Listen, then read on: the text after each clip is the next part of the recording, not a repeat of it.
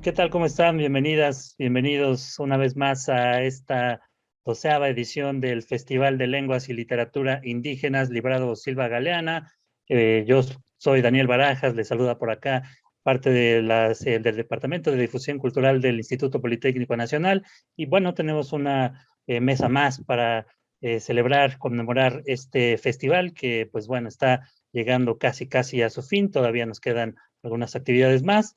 Pero bueno, el día de hoy estaremos platicando de esta mesa llamada 68 Voces y para lo cual tengo el honor de presentar aquí a tres compañeras que nos estarán contando un poco de qué se trata este proyecto. Déjenme presentar primero a la maestra Ana Luisa Carrillo, quien es la coordinadora del festival. Bienvenida, maestra, ¿cómo está?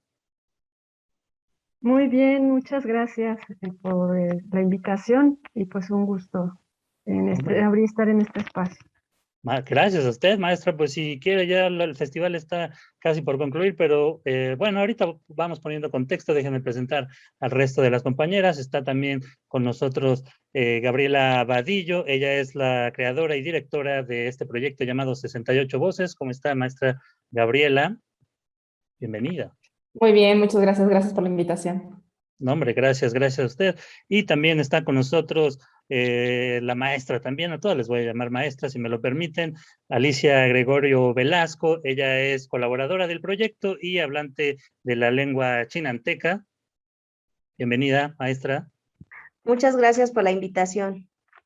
Bueno, Buenas tardes. pues buenas tardes, bienvenidas todas. En verdad, un honor para mí estar aquí con ustedes. Pues no creo que esté de más, maestra Ana Luisa, que contextualicemos un poquito el festival y por qué estamos en esta mesa con estas grandes invitadas. Sí, claro que sí, pues este festival es, como ya mencionaste, la 12ª edición y pues realmente estamos muy contentos también por los artistas, los académicos, las instituciones que se han solidarizado, también en este caso como Gabriel Abadillo, ¿no? La compañera Alicia Gregorio de la plataforma 68 Voces, 68 Corazones, que bueno, ya nos vamos a enterar en un ratito más de qué va este importante proyecto. Y pues también vamos a tener, como ya te comentaba, la presencia de poetas, de algunos cantantes. Voy a mencionarte rapidísimamente. Tenemos un recital de poesía en lengua mixteca y este es también acompañado con blues, es con un armonicista que se llama Víctor Gali y con Celerina Sánchez. Y también vamos a tener un recital con el poeta Uber Matigua, él es de Guerrero, habla la lengua Mepa. Y también está el concierto de etnojazz con la agrupación Comanduk Chuxpe, ellos son lengua mije. Y música fusión, concierto de rap con cantos de tradición seri con Sara Monroy. Ella pertenece a la nación Comcac en Punta Chueca, Sonora, hablante de lengua seri. Y pues vamos a cerrar también con un concierto de rap en lenguas indígenas con Mente Negra, que es un productor de estos raperos, pues de estos cantantes. Es Nicolás Hernández Mejía, él tiene como lengua materna el mixteco y el náhuatl, y el mágico, que es Martín Cabrera Posada, él tiene lengua materna náhuatl, y Kiper Nataxi, José Antonio Andrés Bolaños, de lengua materna mazateco, y vamos a tener también mesas temáticas sobre diversidad y política necesaria, sobre Librado Silva Galeana, aportes y contribuciones al estudio de la lengua náhuatl en México, y también otra mesa de editoriales en lenguas indígenas y esta mesa que nos ocupa el día de hoy.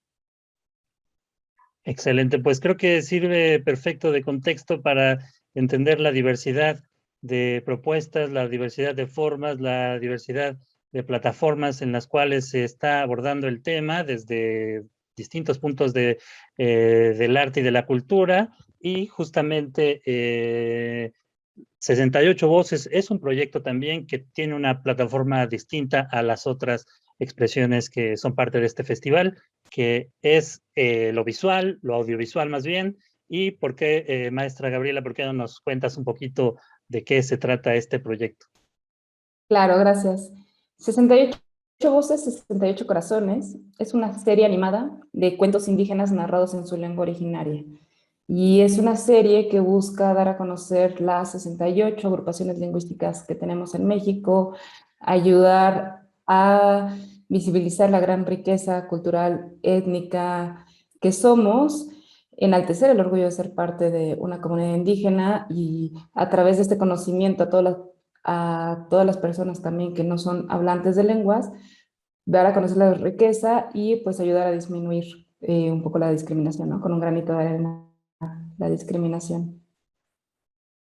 Maestra, ¿desde cuándo está abordando, Gabriela, continúo con usted, desde cuándo está abordando estos temas, desde cuándo le empezaron a interesar? Este proyecto supongo que es la conclusión de una serie de sucesos, investigaciones, etcétera, etcétera. Quizás valga la pena que nos cuente un poquito los antecedentes. ¿Qué había para Gabriela Vadillo antes de este proyecto? Claro, pues yo soy diseñadora gráfica. Después, ahora es que en el trabajo me empecé a meter en la animación y dirección. Y hace 8 años arranqué este proyecto, lo arranqué gracias a la beca Coinversiones del Fondo Nacional para la Cultura y las Artes. Es un proyecto que arrancó siendo pues una iniciativa totalmente personal. Fue un tema como totalmente personal de querer hacer algo, un proyecto social, algo hacia los demás a través de lo que sé hacer y a través de lo que estaba haciendo en ese momento.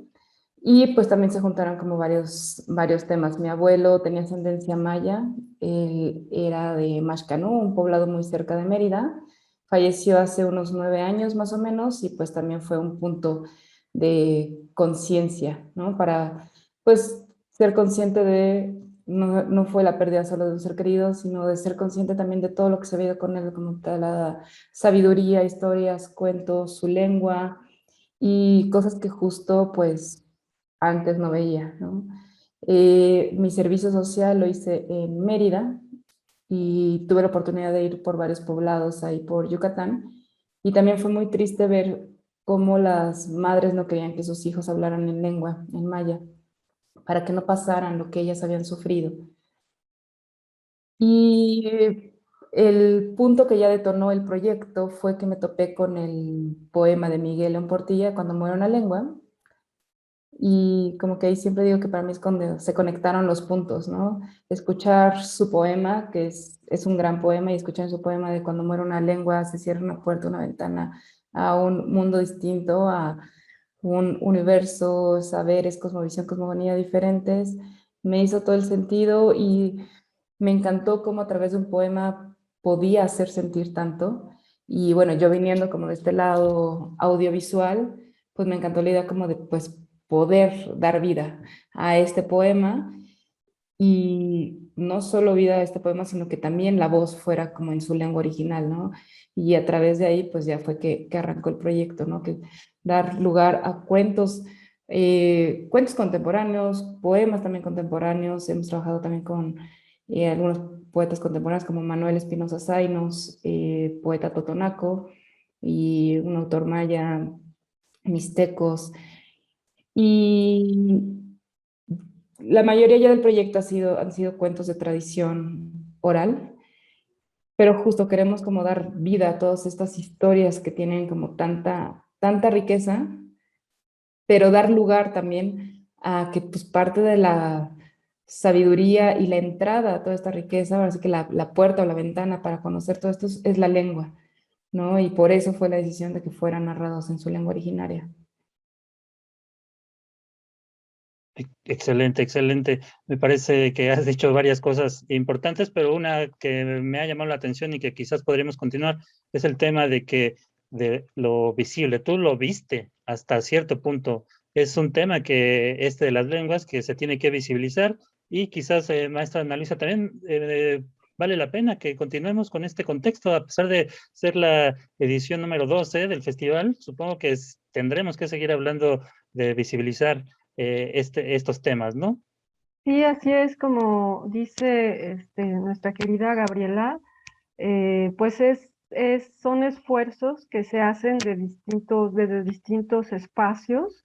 En este caso, pues es a través del Instituto Politécnico Nacional, y uno de los logros de este festival ha sido que a raíz del trabajo que se hizo de manera conjunta con el Centro de Lenguas Extranjeras, el CENLEX, y nuestra dirección, la Dirección de Difusión Cultural, ya pudimos crear los cursos de lengua náhuatl. Desde 2015 fue un logro histórico muy importante con nuestros compañeros nahuablantes de Milpalta, que justo fueron colaboradores de Miguel León Portilla, y de hecho de eso va a hablar la mesa un poco que yo ya mencionaba anteriormente sobre los aportes del librado Silva Galeana, que como dices tú, Gabriela, también de alguna forma es sorprendente cómo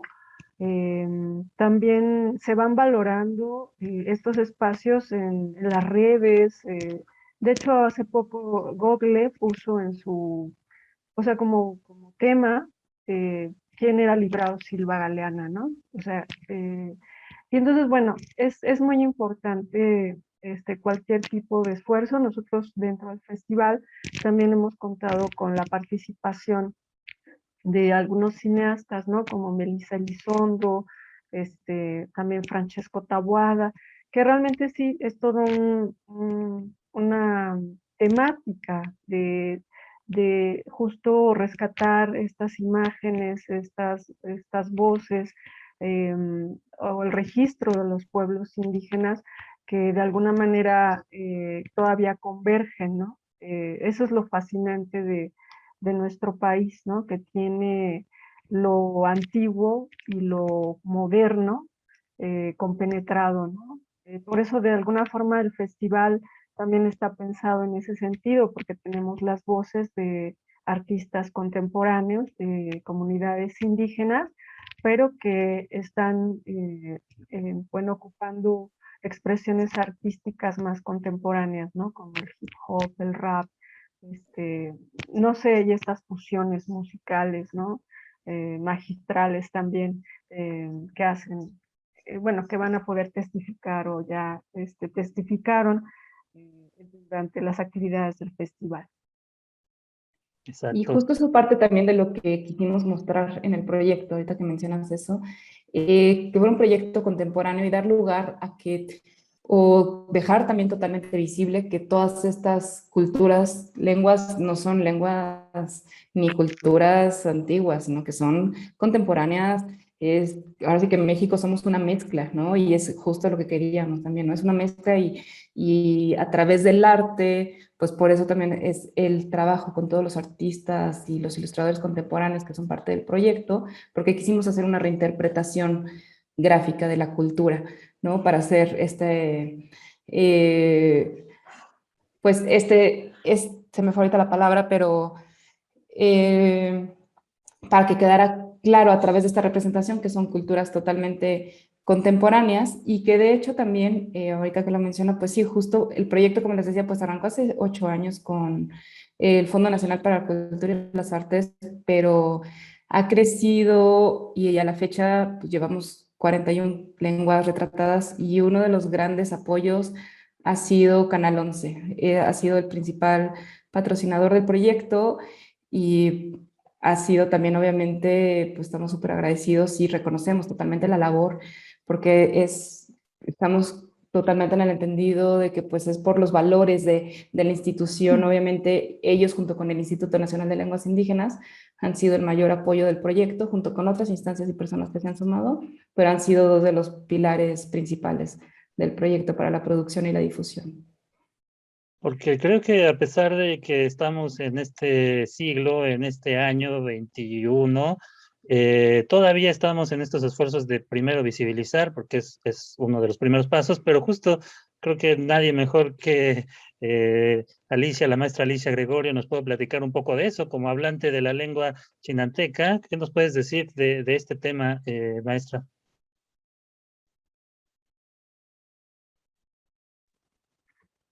¿Me puedes volver a repetir la pregunta, por favor? Sí, de esta necesidad que todavía se tiene de visibilizar antes que otra cosa esta diversidad en la lengua en este país. Pues yo creo que sí, pues se ha estado haciendo esfuerzos a través de diferentes instituciones, organizaciones civiles, pero yo creo que hace falta mucho trabajo por hacer.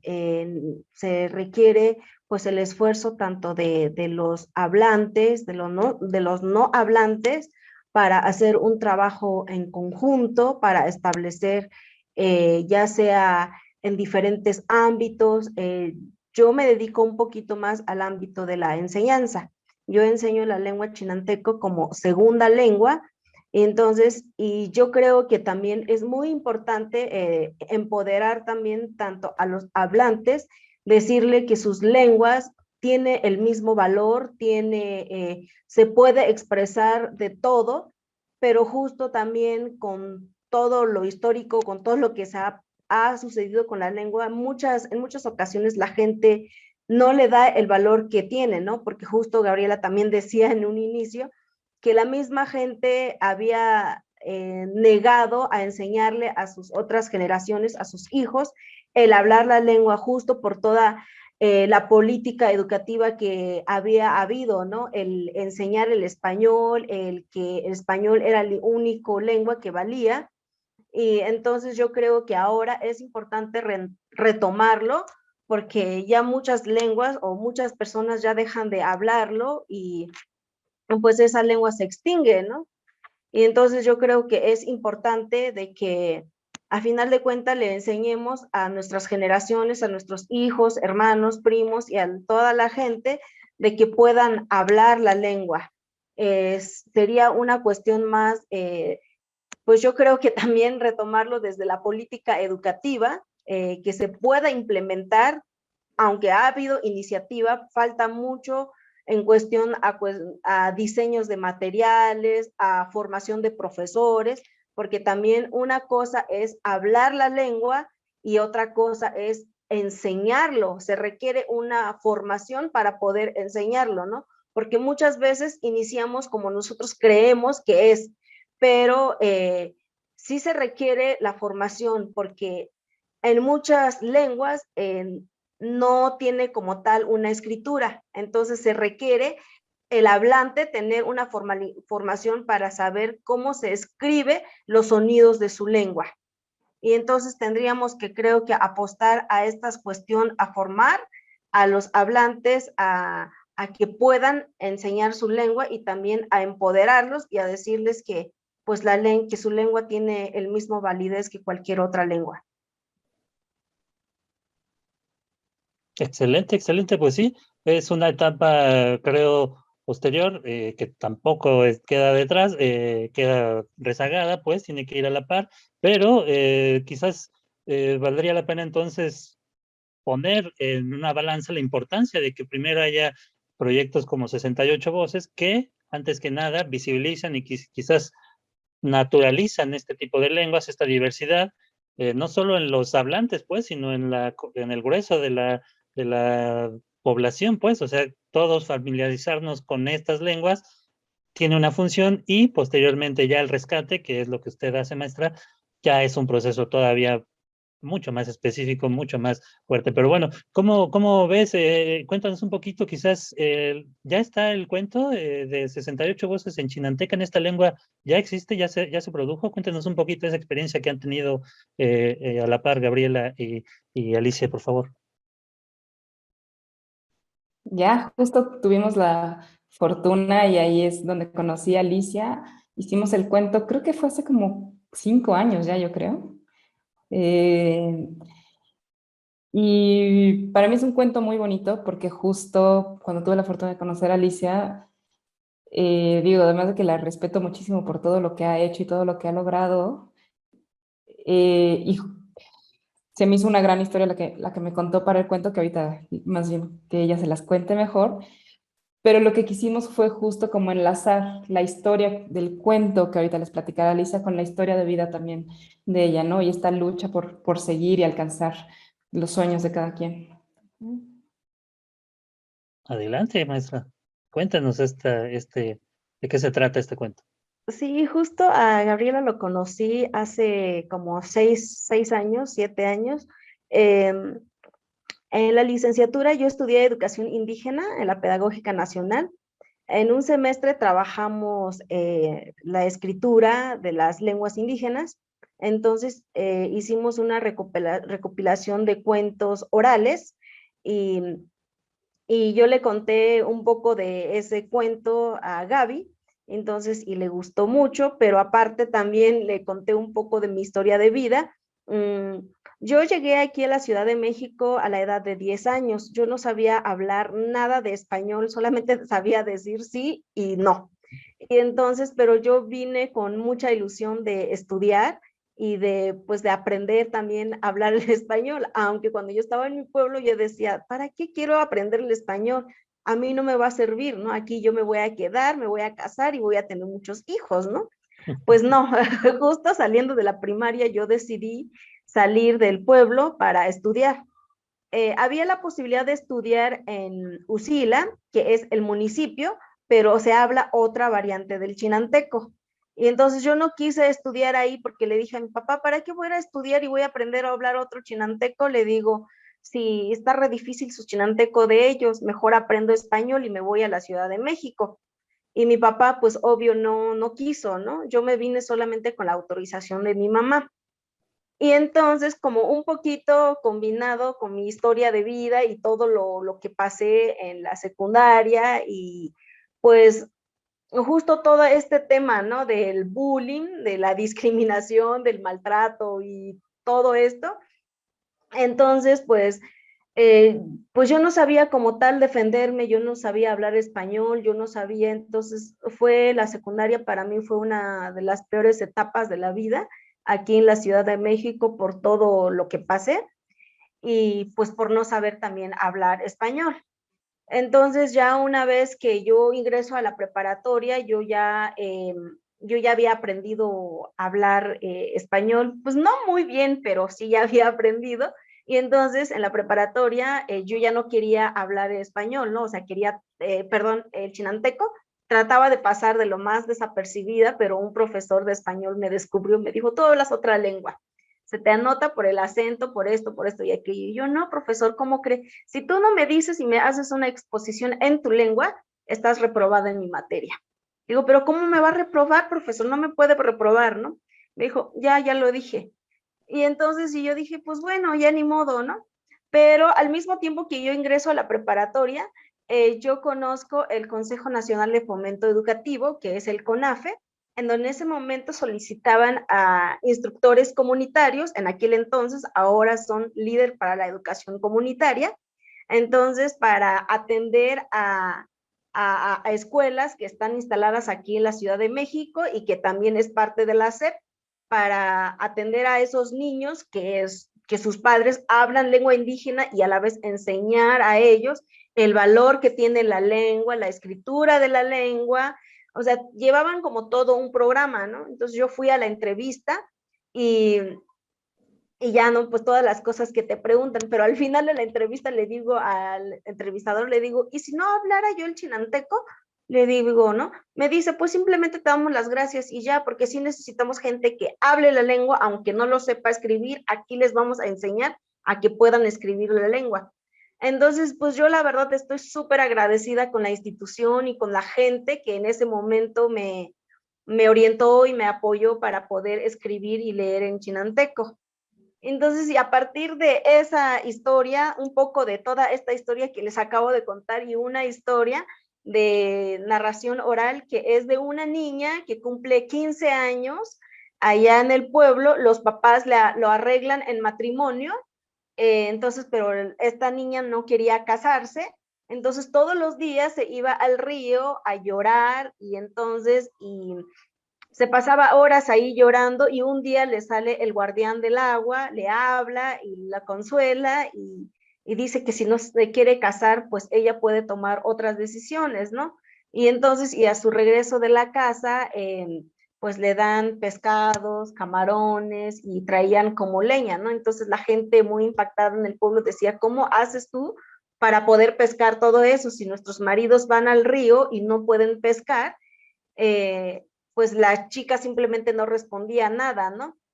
Y entonces, como un poco de la combinación entre mi historia y la historia de recuperación oral, hicimos un cuentito, hicimos el cuento que está en chinanteco para 68 voces, 68 corazones, y entonces es como justo, ¿no? Porque la niña decide no casarse con esta persona, se va a vivir en el agua, tiene hijos, pero con el guardián del río y regresa posteriormente a su casa solamente como de visita o solamente como en forma de espíritu. No sé si fui clara, si tienen alguna duda o los revolví con la historia. No, pues estuvo excelente, pues una historia increíble para, no para un corto, sino para una película completa, yo creo que ameritaría. Pero bueno, yo tengo una duda que sí me gustaría expresártela, maestra Alicia, es ¿dónde se habla esta lengua? ¿Dónde, de qué región, de qué estados, o en qué estados más bien abarca la lengua chinanteca? El chinanteco se habla en el estado de Oaxaca y una parte de Veracruz, que fue comunidades que fueron removidos del estado de Oaxaca a Veracruz. Entonces, y tiene 14 variantes, más o menos, de acuerdo al Instituto Lingüístico de Verano, y el INALI creo que lo establece como 11 variantes. Ahí se van entre 11 y 14 variantes. Y pues la lengua chinanteca es una lengua bastante compleja porque tiene alrededor de 6 tonos que son de nivel, y otros 6 tonos que es de contorno, que son de combinación de ambos.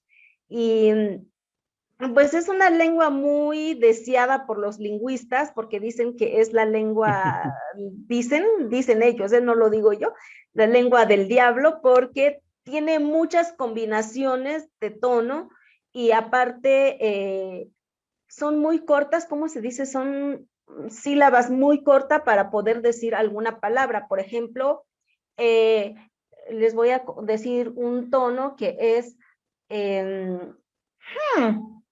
hmm, entonces son como 4 tonos que dije ahí de hazlo, lo está haciendo, que es con petate y que es como hielo. Y entonces son muchos, como se utiliza mucho la nariz para poder hablar o para poder producir el sonido. Y así también tiene vocales un poco diferentes que no encuentra uno en español o en otras lenguas. Increíble, pues si es la lengua del diablo, quiero aprenderla definitivamente. Maestra Ana Luisa, ¿por qué no nos cuenta un poquito de estos pequeños detalles? Supongo que usted también los ha visto a lo largo de estos 12 años del festival. Son precisiones que, ¿cómo decirlo? Son lenguas que tienen una precisión que en el castellano, digamos, no se tiene quizás. Sí, es muy importante que nos compartan Gabriela y Alicia justo esto que esta riqueza o este interés también de Gabriela por, o sea, mostrar el trabajo de estas compañeras. En el caso de Alicia, pues también es como mostrar, compartir un poco de la riqueza y también se vuelve biográfico, ¿no? Y eso realmente yo creo que también crea mucha empatía y sensibiliza mucho respecto al camino que han tenido que transitar los compañeros y pues, bueno, pues Alicia viene, o sea, estuvo en la Universidad Pedagógica Nacional, en el área de la licenciatura de Educación Indígena. Entonces son espacios importantes. Nosotros en el festival también hemos contado con, en algún año, tuvimos la presencia las coordinadoras del área de educación indígena de la UPN, y también vinieron a visitarnos compañeras que también habían hecho este ejercicio parecido al de Alicia, de pues redactar historias y contárnoslas en su lengua y en español, ¿no? Entonces, es un ejercicio muy importante, multicultural, digamos, que se pueda mostrar en nuestras instituciones. Entonces, por eso se vuelve muy importante también el espacio que Gabriela diseñó. Pues realmente 68 Voces sí nos ha dado, y bueno, ahora sí que a mí en lo particular, pero sé que también a muchos de los que pertenecen al proyecto nos ha dado mucho que aprender y ha sido como una gran fortuna también, ¿no? Como conocer toda esta gran riqueza.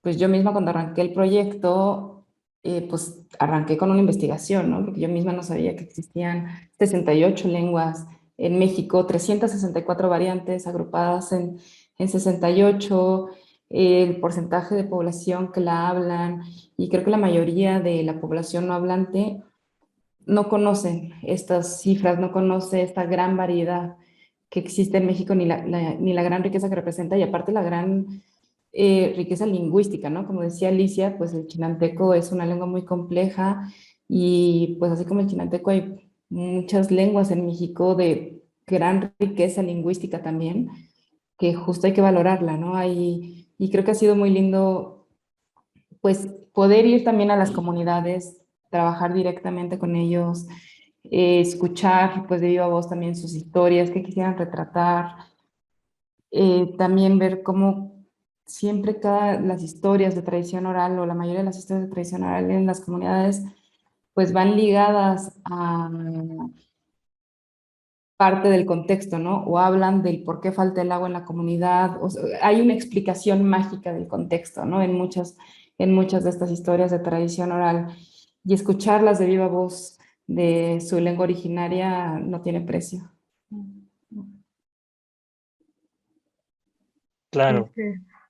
Bueno, a mí me gustaría, Gabriela, si, bueno, esta referencia que hacías de tu abuelo, que, bueno, dices que tenía raíz maya, y si tú de niña pudiste estar visitando esos lugares y el contacto que pudiste tener con la lengua o no.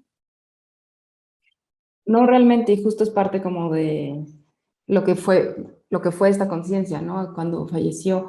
Mi abuelo fue de esta generación creo que muchos de nuestros abuelos fueron de esta generación que llegaron a la Ciudad de México a buscar oportunidades, y pues en la oportunidad pues dejaron muchas cosas.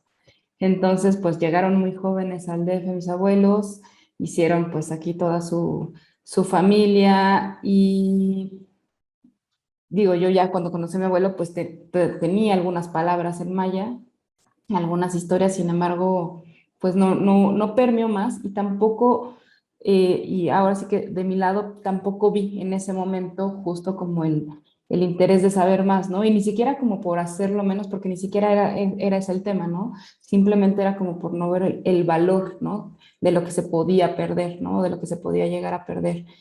Y creo que es mucho también de lo que pasa, ¿no? O sea, hay quienes sí, justo, es un hecho que existe un tema de discriminación en México, pero también existe un tema de desconocimiento, ¿no? De no ver realmente todo lo que tenemos, y que por eso justo la premisa del proyecto en la que se basa es de nadie puede amar lo que no conoce, ¿no? Pues es dar a conocer todo lo que nos forma, todo lo que nos crea, y poder con eso valorarlo, poder con eso enriquecernos, poder cultivarlo a través del conocimiento.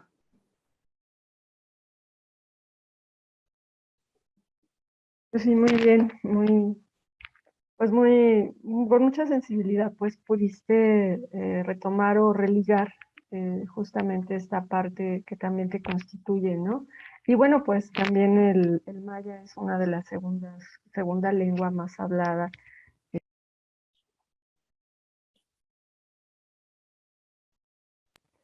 Lo que te comentaba es que es muy importante la sensibilidad cómo logras religar justamente este origen y retomarlo, ¿no? A pesar de esto que nos cuentas. Y bueno, pues la lengua maya es una es la segunda lengua más hablada en nuestro país, después del náhuatl, ¿no? Era lo que estaba comentando. Sí. Sí, te iba a preguntar más Eh, bien otro reto que quizás te enfrentaste, es esta diversidad que existe dentro de estas 68 lenguas. ¿Cómo escogiste? ¿Cuál eligiste? Si fue la primera que te topaste. O sea, son 68 trabajos al final de cuentas de una posibilidad de 364, ¿no? exacto. Y realmente ahí, pues mucho ha sido en alianza al Instituto Nacional de Lenguas Indígenas.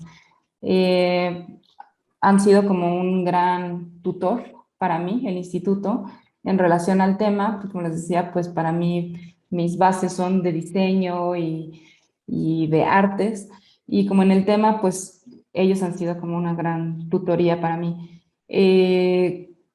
La selección de la agrupación lingüística, de las primeras 7 que se trabajaron y que fueron con el FONCA, fue en relación a algunas de las lenguas que menor número de hablantes tenían y algunas de las que más hablantes tenían, ¿no? Por eso en esa primer camada de 7 cuentos que hicimos fue el náhuatl, el maya por mis abuelos, pero bueno, también trabajamos el yaqui, y quise dar lugar como pues a distintos lugares de la República también.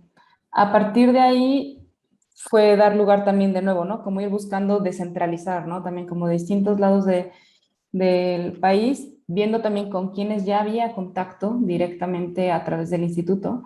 El instituto en sí traía hasta hace unos años proyectos de revitalización de lengua con varias comunidades. Entonces, en estos proyectos de revitalización, justo fue, ¿no? Que pudimos hacer un enlace para trabajar directamente en los proyectos que ya estaban, que ya había un contacto en las comunidades, ya había una selección de la variante, es un hecho, y que pues, también es una realidad, ¿no? Que nos encantaría hacer 364, pero pues sí, ahí obviamente influyen muchos más temas también presupuestales. Sí, también me parecería que si nos puedes platicar de cuál quizás es la lengua más difícil. O sea, el trabajo, ahorita también nos vas a platicar un poquito, no ha sido concluido. O sea, los 68 llevas ahorita un porcentaje, no sé, 41. Uh-huh. ajá, un porcentaje alto ya, pero ¿hay o tienes conocimiento de alguna lengua que sea más difícil de localizar hablantes y que por lo mismo te vaya a costar más trabajo la producción? Realmente la dificultad está ahorita con las lenguas que ya están en mayor riesgo de desaparecer, sobre todo ahorita lenguas del norte. Con la lengua Kikapú, por ejemplo, hay pocos hablantes, son una comunidad más cerrada, entonces hay que hacer como varios permisos y varias gestiones para poder trabajar con ellos. Creo que por ahora ellos han sido, y no hemos logrado ahorita establecer, de hecho, ese contacto con la lengua Kikapú.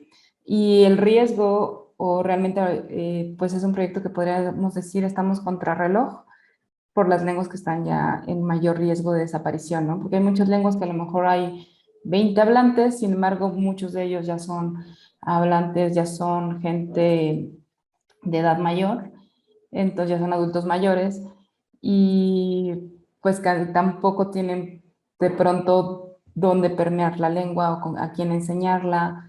Entonces, y hay muchas comunidades en ese estado, hay muchas lenguas en ese riesgo.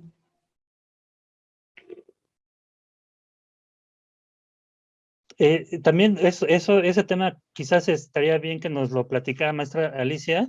El, ¿Quiénes son los que hablan? ¿Qué tan difícil es o qué tan cerrada es la comunidad para que otras personas entren y conozcan esta lengua? O sea, son situaciones que se presentan en ciertos tipos de comunidades, en ciertos tipos de lenguas, en otras no.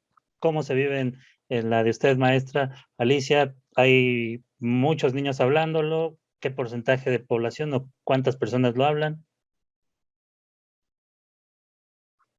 En la comunidad donde yo soy, todos hablan la lengua chinanteco, pero también es una comunidad muy pequeña, son alrededor de, creo que no llegan ni a 500 habitantes. Y la gente mayor, ya de 60 en adelante, son monolingües en la lengua chinanteca. Y pues todos los niños y jóvenes son bilingües en español y en chinanteco. Y pues justo las nuevas generaciones, ya los niños, actualmente ya no quieren como los niños que apenas van como naciendo, los papás ya no les están enseñando a hablar la lengua.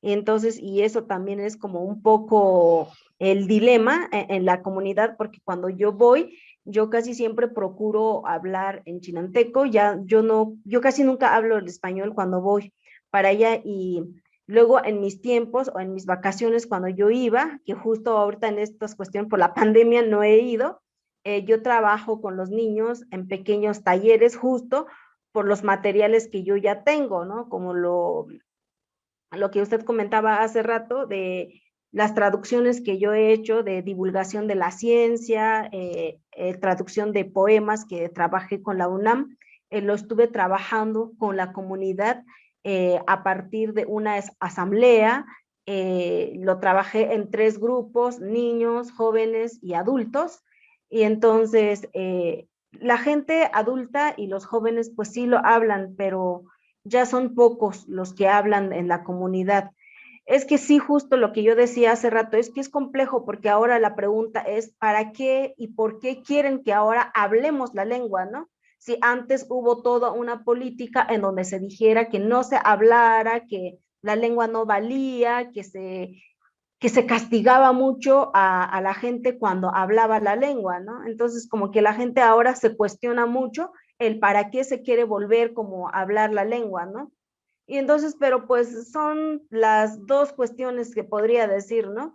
Porque también las personas que migran del pueblo, al menos de mi pueblo, para la Ciudad de México, justo también por el área de trabajo, porque pues como no hay lugares donde puedas trabajar hablando la lengua, entonces que aquí mayormente predomina el español, entonces siempre tiene como mayor fuerza el español que la lengua. Entonces, los que tienen sus hijos aquí en la ciudad y que son hablantes, tampoco les enseña, que también sería como un factor importante, también ver por esa parte, ¿no? Como esta cuestión, no sé si llamarlo revitalización o valorización de también trabajar con esos papás que se encuentran en la Ciudad de México, aprovechar de que ellos ya saben hablar la lengua y que se pueda enseñar a leer y escribir y a la vez enseñar a los hijos, ¿no? Para que se siga,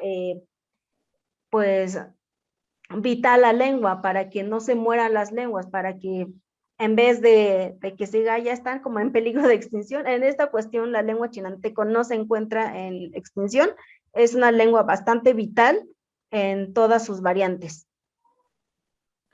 Realmente el problema es que todo esto que comenta Alicia, o sea, es muy reciente, ¿no? O sea, es muy reciente todas las leyes hasta cierto punto donde se prohibía hablar la lengua, como que justo me acabo de enterar de una escuela en una comunidad en Guerrero, donde hasta hace 2 años los niños en secundaria les cobraban, o sea, tenían que pagar como castigo si hablaban en su lengua. Entonces son prácticas, malas prácticas y malos hábitos que apenas se están quitando, que apenas están cambiando las políticas públicas, que a pesar de que el INALI surgió hace 40 años aproximadamente y hubo cambios en la Constitución hace 40 años aproximadamente, las políticas públicas, las políticas de la SEP y demás apenas están cambiando y apenas están haciendo que se están buscando que realmente se cumplan. Entonces, son muchos años de malas prácticas que realmente han dejado como una población muy, muy lastimada y que cuestionan obviamente su cultura, su lengua, como bien dice Alicia.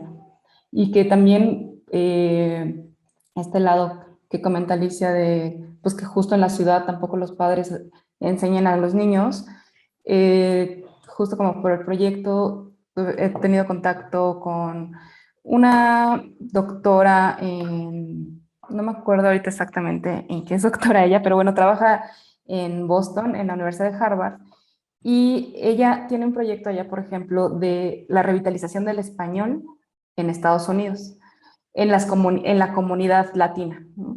Porque justo está pasando lo mismo, ¿no? De que pues, los papás ya no enseñan el español a sus hijos porque no hay un uso utilitario, porque no le ven la necesidad, porque pues si están allá no lo necesitan. Y es lo mismo, ¿no? O sea, si están en el DF y si no ven este uso, tiene que haber realmente un uso utilitario de la lengua para que realmente también puedan ver un valor agregado. Súper, súper interesante temazo, la verdad, ese.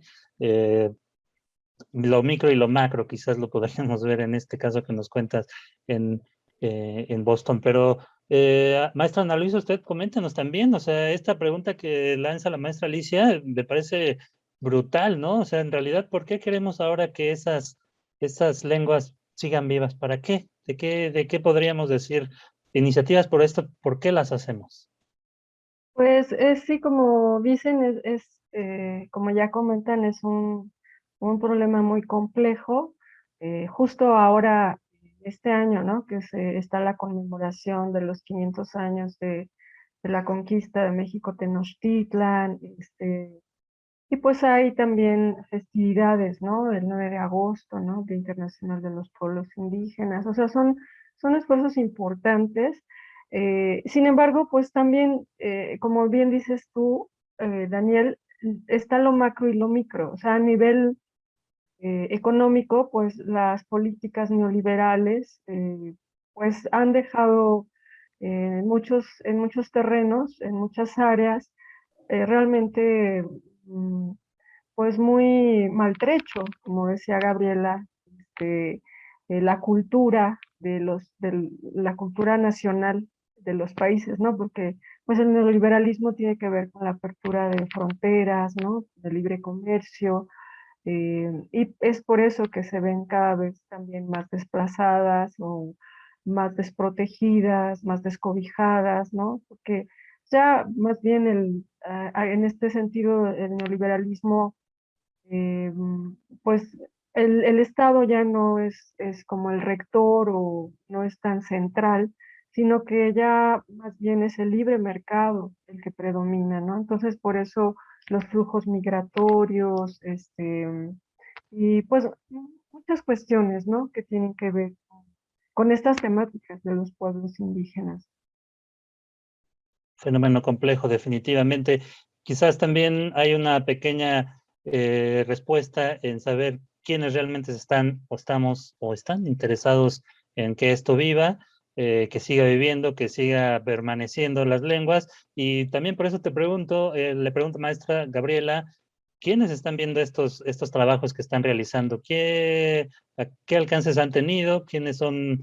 No sé si tengan estadísticas pues de la gente que ha visto los trabajos que han mostrado hasta el momento. Una estadística clara no tengo, sin embargo, pues ahora sí que nos movemos mucho por todos los comentarios que nos llegan o las peticiones del proyecto. Eh, es curioso, pero muchos de los que piden, por ejemplo, más el proyecto para mostrarlo son migrantes en el extranjero.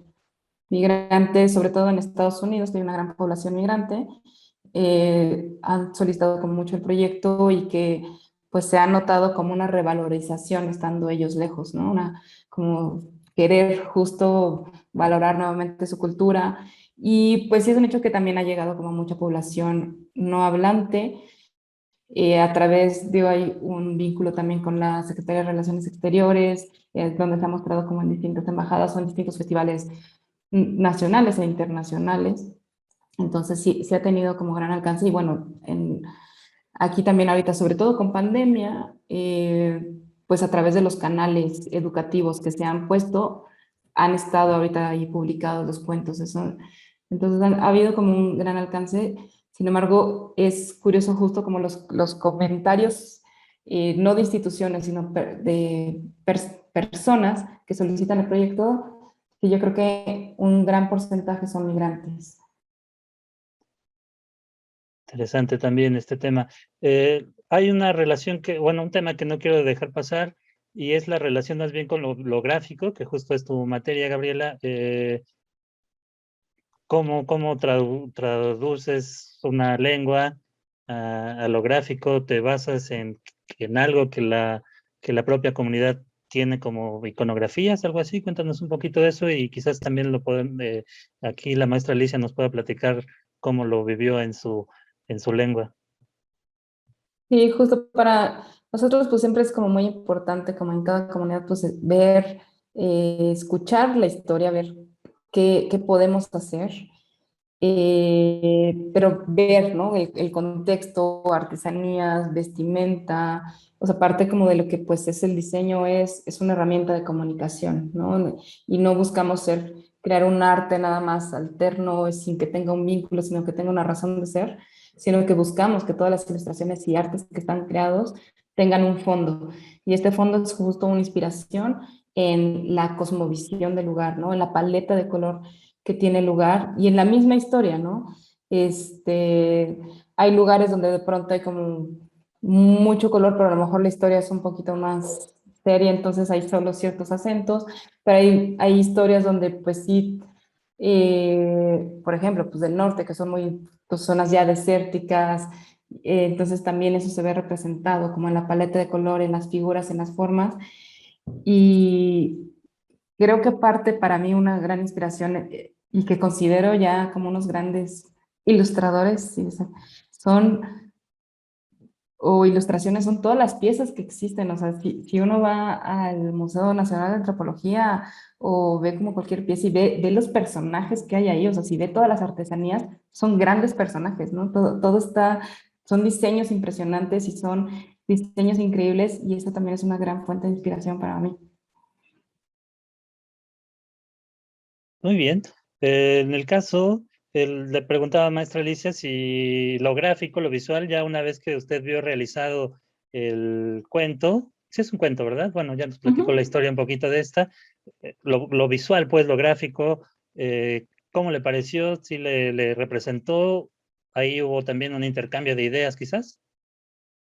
Pues es que justo tiene como esa visión, ¿no? De los dos, se podría decir, tanto de la Ciudad de México como de la comunidad, porque justo Gabriela y su equipo hacen como esa combinación o esa, tiene mezcla de los trajes típicos, de los colores, como de los lugares representativos de la comunidad y también tanto como un poco de la cuestión, porque ya que yo vivo aquí en la Ciudad de México, entonces hace como creo que esa perfecta combinación entre ambos lugares, se podría decir de la cultura con lo de la Ciudad de México.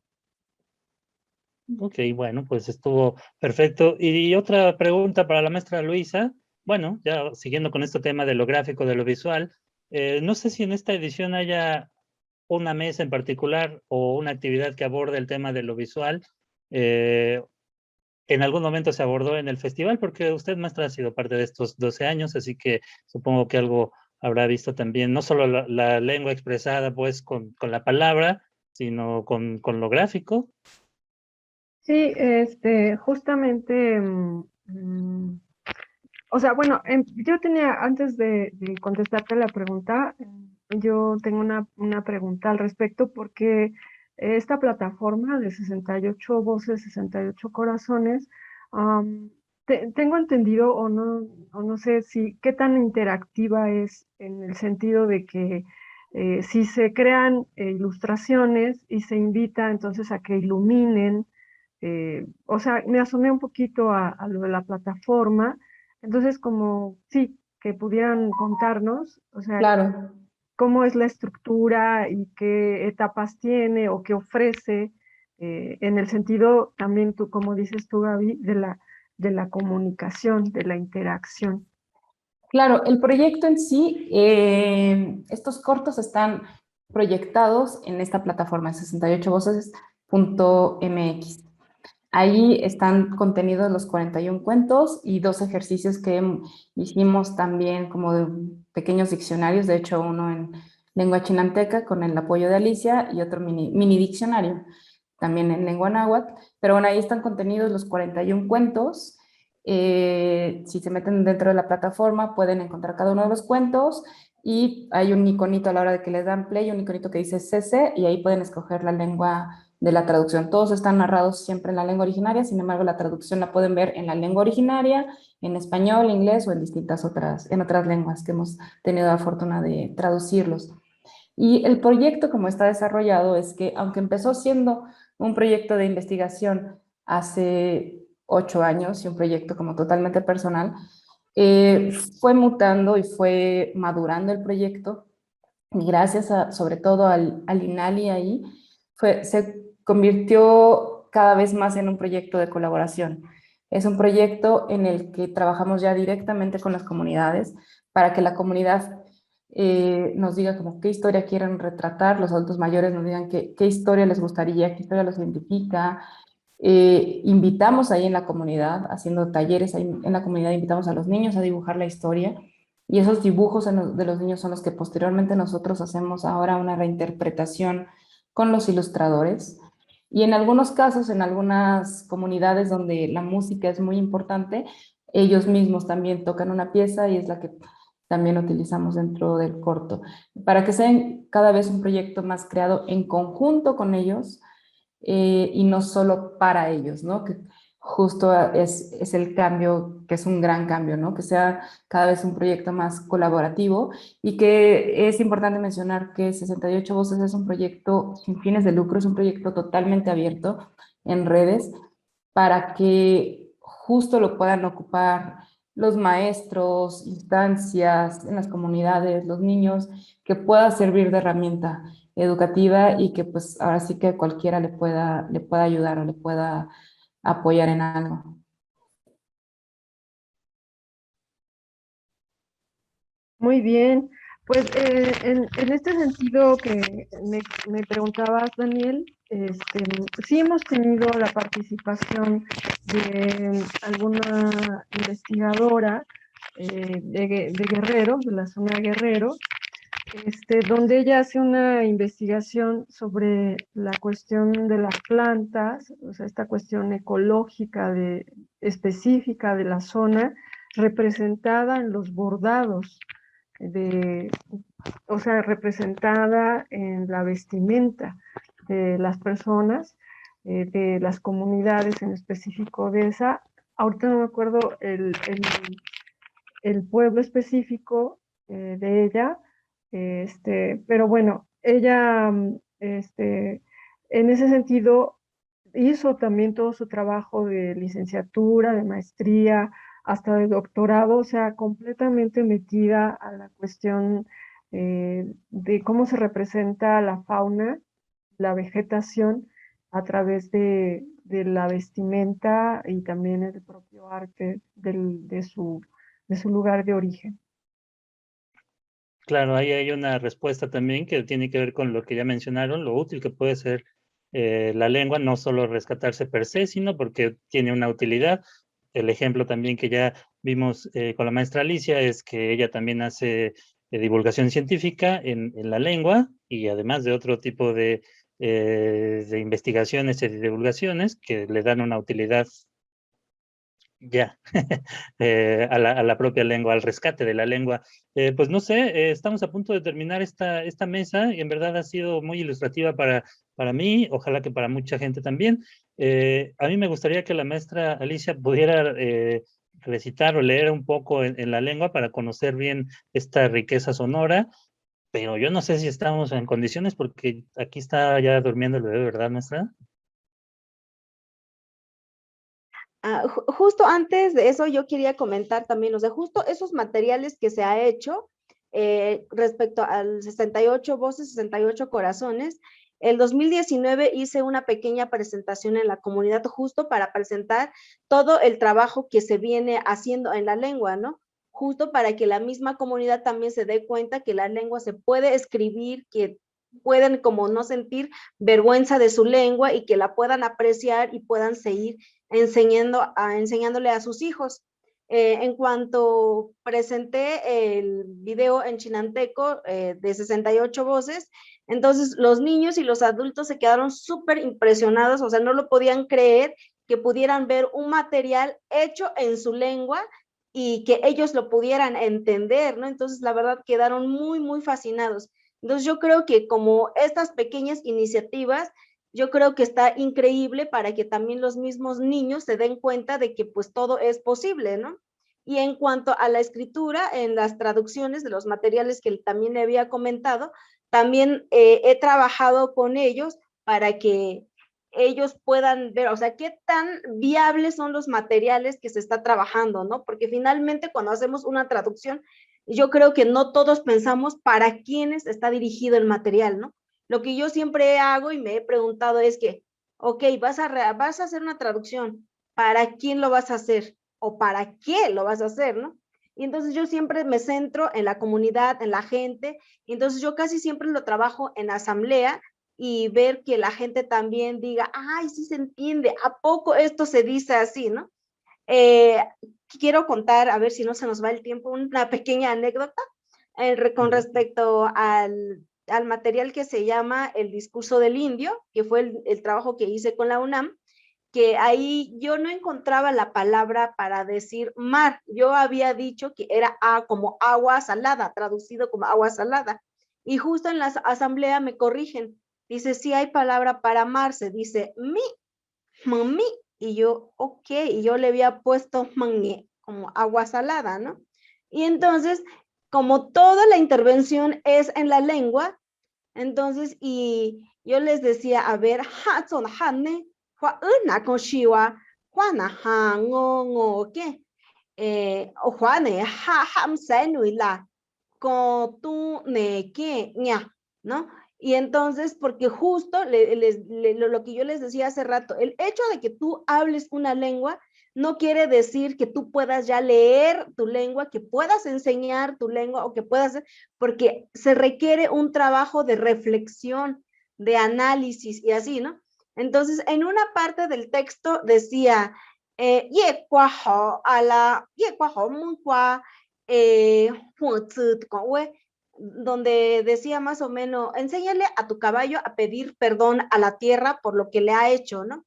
Y entonces, y decían, ¿y por qué ahí le pones ja en vez de poner con?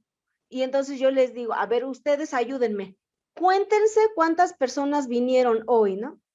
Ah, pues ya es ja, no. Le digo, ahora cuénteme cuántas sillas tienen vacías, ¿no? O sea, como que también aprendes a utilizar diferentes estrategias para poder trabajar con ellos. Y ahí lo que trabajamos fue la diferencia entre los números animado e inanimado. Y entonces ellos mismos se sorprendieron porque sí sabían decir que para contar a las personas y para contar a las cosas, se cuentan de diferentes maneras, o sea, pero ellos no lo tenían claro que así era, ¿no? De que para personas era hangongo y para objetos o cosas es kotune y así sucesivamente, ¿no? Y entonces, pues sí, y yo creo que justo todos los que nos dedicamos a hacer esto, yo creo que sí es bastante importante trabajar con la comunidad, porque a final de cuentas ellos son los que nos van a decir si el material que estamos elaborando es viable, se entiende y se puede como pues seguir trabajando y poder leerlo, ¿no? Y entonces, y justo también en esa presentación que hice, uno de los niños pidió leer el texto. Dice, pero me disculpo porque no lo voy a leer en chinanteco, porque yo no sé leer en chinanteco, pero lo voy a leer en español. Y entonces si dices, no, o sea, ¿cuánto trabajo hace falta? O sea, para que también finalmente los mismos niños puedan aprender a leer en su propia lengua, ¿no? Bueno, y ya si quieres, cierro con un pequeño fragmento, porque no va a ser completo, del poema que les contaba. Quería leer otra cosa que yo había escrito de mi autoría, pero la verdad no encontré, no me preparé para leerlo y no lo busqué. Ya ves que hace ratito me levanté, pero no lo encontré. Pero este es un libro que editó la UNAM que se llama Retornos del discurso del indio para Mahmoud Darwish. Y entonces es la primera parte. Solamente les voy a leer un pequeño fragmento que dice así. Inahua narhun aterhun con cazas Hone, Mississippi, Lilhona lama lilhona. Từ còn nã nụ im nụ sụt lô. Các vợ nhẹ lười hù. Các vợ mừng nhẹ. A hối hạ yêu. Ye cứu cho tùng. Nụ ye họ cho tùng. Ye qua họ à là hôm qua. Ê mưa ca hôm qua. Huống từ từ còn uê cứu nặng. Y en español dice, ¿acaso dije muerto? No está muerto, solo hubo un cambio de mundo. Entonces, en el Mississippi somos quienes somos. Para nosotros hay lo que nos queda del ayer. Ay, me falta, pero la niña ya empezó a llorar.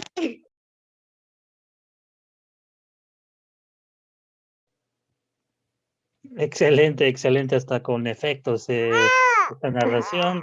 Muchas gracias, en verdad, maestra, por haber estado aquí con nosotros, maestra Alicia Gregorio Velasco, hablante de la lengua chinanta. Antes de cerrar, maestra Ana Luisa, ¿quiere agregar algo más o comentar algún punto? Maestra Gabriela, por favor, adelante. Pues si quiere, Gaby, si quiere ya al último, ya puedo invitar. Ajá, Ok, perfecto. si quiere, maestra Gabriela Badillo, Pues, si quiere agregar algo, por favor. gracias, pues realmente reiterar mi agradecimiento por esta invitación. Muchas gracias por el interés en el proyecto. Comentar que pueden ver el proyecto en 68voces.mx o en las redes sociales del proyecto, tanto en Instagram como en Facebook, 68 Voces, lo pueden encontrar. Y como les decía, es un proyecto totalmente libre que si quieren la difusión del proyecto y demás, nos pueden escribir para solicitarlo sin ningún problema. Y que pues justo lo que buscamos es que pueda llegar y pueda ser una gran herramienta, ¿no? Para quien lo necesite. Pues gracias nuevamente a la maestra Gabriela Abadillo por haber estado con nosotros. Ella es la directora y creadora de este proyecto 68 Voces. Por supuesto, también agradecemos a la maestra Alicia Gregorio Velasco y yo también les agradezco, señoras y señores, su presencia en esta 12ª edición del Festival de Lenguas y Literatura Indígena Librado Silva Galeana. Mi nombre es Daniel Barajas, un gusto haber estado con ustedes y, por supuesto, también le dejo la palabra a la coordinadora de este gran festival, maestra Ana Luisa Salas Carrillo. Por favor, le cedo la palabra y yo me despido. Muchas gracias, querido Daniel. Pues también un gusto haber estado en esta mesa tan interesante. Y bueno, les quiero invitar a que también pues vean las actividades de este festival y todavía nos resta la clausura con un concierto de rap en lenguas indígenas y también pues los quiero invitar a que estén siguiendo las actividades del festival en las redes de Cultura IPN y pues es un gusto haber estado con ustedes.